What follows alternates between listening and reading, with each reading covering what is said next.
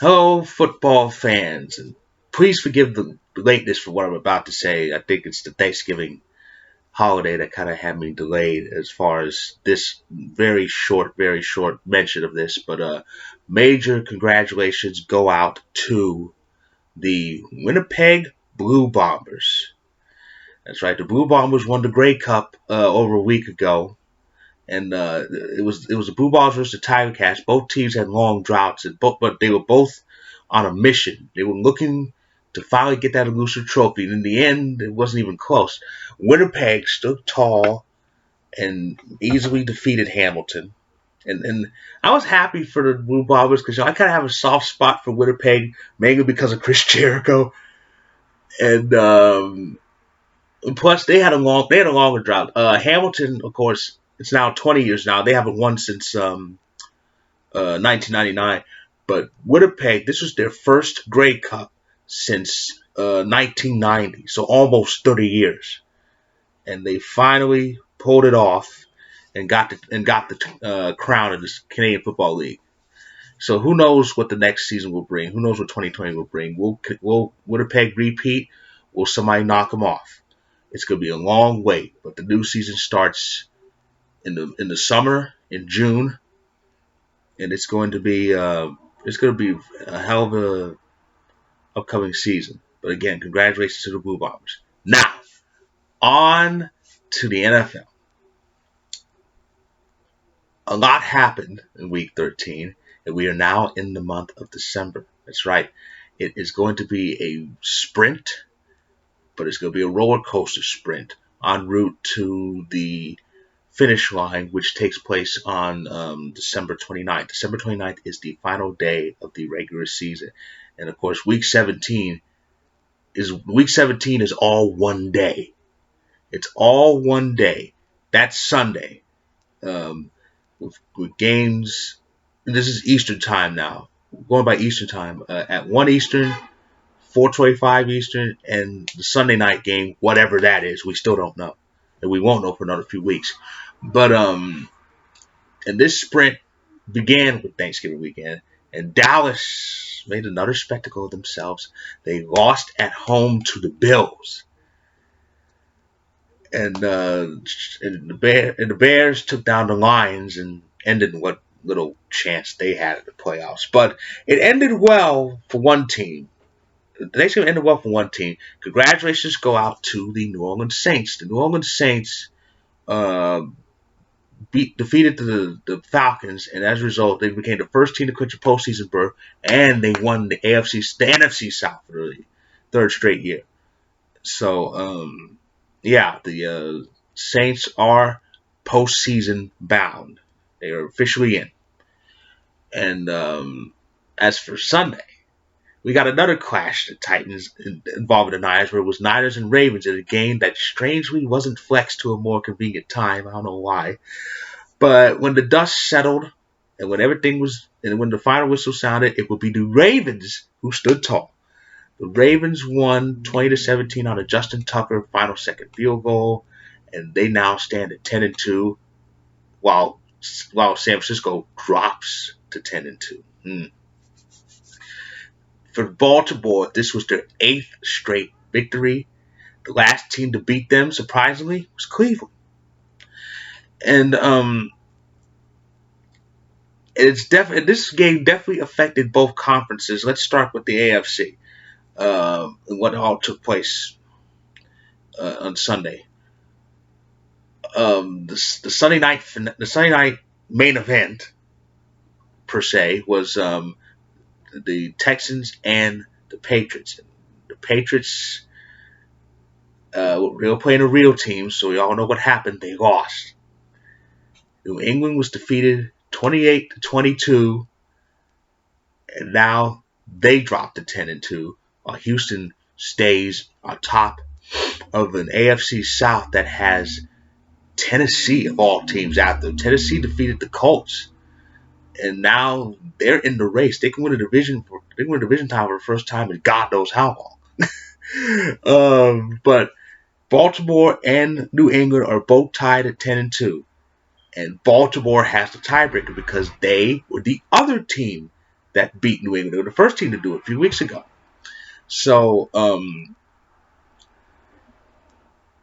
so that's it. You got Houston and Kansas City. Kansas City trounced Oakland. So they have a stranglehold on the AFC West, and they're trying to keep in some pace for a race for a first round bye. They're 2 games out in that, but they can kind of get it quickly. Buffalo, when they won Thanksgiving, they improved to 9-3. They clinched a winning record, and they're on their way. It's amazing. The Bills had the longest put-out drought in sports. They were once the only team that hadn't made the playoffs in this century, and not just the NFL. I'm talking about all of the leagues. They were once the only team that had never made the playoffs in this century. Now they can get in the postseason for the second time in 3 years. It's amazing.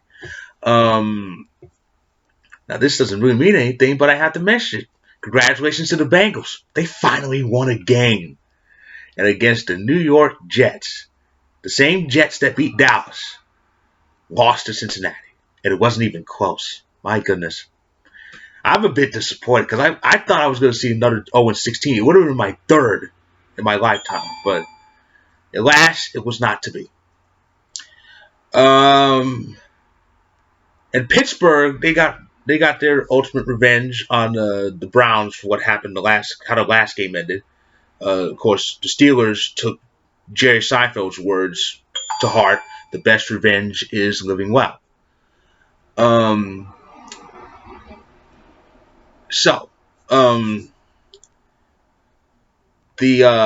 far as the NFC is concerned, what was the impact of San Francisco's loss? What else happened? Well, I'm happy to say we got back on track. Well, Rodgers' teammates did. Rodgers is always on track. We took down the Giants and eliminated them handily. So we're 9-3. And of course, as I said, the San Francisco ended up tied with New Orleans. Dallas was 6-6, and Philadelphia, to me, looked like Dallas lost the wrong tie because Philadelphia's playing Miami. So obviously a first place tie is going to happen, right? As Lee Corso often says, not so fast, my friend, as Philadelphia managed to find yet another way to fail to capitalize. They lost to Miami. Oh, boy. You know, that team amazes me. It amazes me how they can fail to capitalize on the various times that Dallas has slipped on banana peels. Like, every time Dallas slips on a banana peel, for every one banana peel the Cowboys slip on, the Eagles slip on 2 of them. And let's face it, the blame for the Eagles' terrible season can be summed up in 2 words. Carson Wentz. It's all his fault. He's an idiot. He can't throw the ball. Everybody says, well, the receivers are dropping it. Well, if Wentz knew how to throw the ball to these receivers, they would catch him. You know why our receivers don't have drop passes? Because Rodgers could actually throw an accurate pass. Unlike Carson Wentz, Aaron Rodgers could actually walk and chew gum at the same time. I seriously doubt Wentz can do that. He's a complete idiot. And it's almost karma because the Eagles should have kept Foles. If the Eagles had Nick Foles, as bad as this division has been, they'd be right away. They would run away with this. They would run away with the NFC East if they still had Foles. But they decided to keep Wentz over the guy that won the Super Bowl. This is karma, Eagles. You kept the wrong quarterback, plain and simple. You kept the quarterback that made Russell Wilson look competent. You know how hard that is to do? Oh, goodness. But on to the rest of the NFC. But speaking of Russell Wilson. Well, the Rams won to keep pace, to keep the hope alive for them. But speaking of Russell Wilson, they were the Monday night game. The Seahawks and Vikings, they were the Monday night game. And the Seahawks won, and as usual when the Seahawks win, it's in spite of Russell Wilson because that moron nearly gave the game to Minnesota. It's times like this I think God of a Packers fan, and our quarterback is just flawless in every way. But The Seahawks beat the Vikings, and as a result, it's another log jam. The log jam stays, but it's in a different form now.